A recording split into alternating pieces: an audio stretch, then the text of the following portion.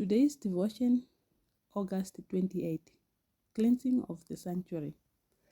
I saw in the night vision, and behold, one like the Son of Man came with a cloud of heaven, and came to the Ancient of Days, and they brought him near before him.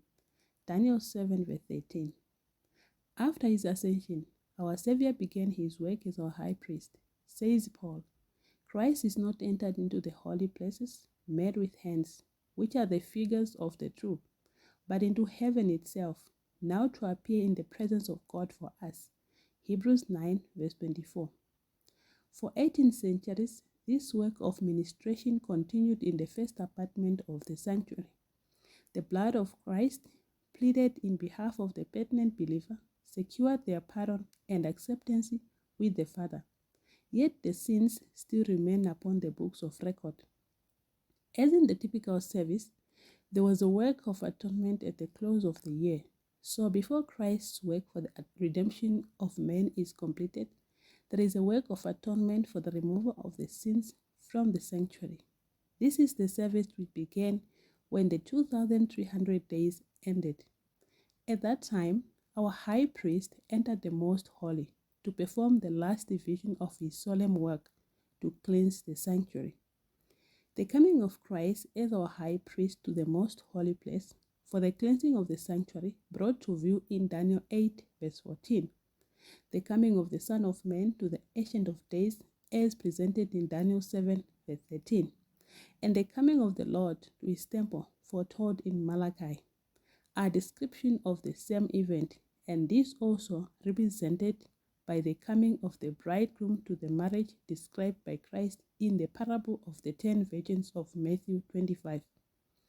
The cleansing of the sanctuary involves the work of investigation, a work of judgment.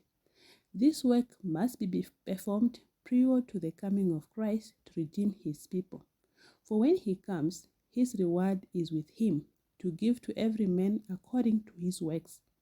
In the day of final reckoning, position, rank, or wealth will not alter by hairbreadth the case of anyone. By all-seeing God, men will be judged by what they are in purity, in nobility, in love for Christ.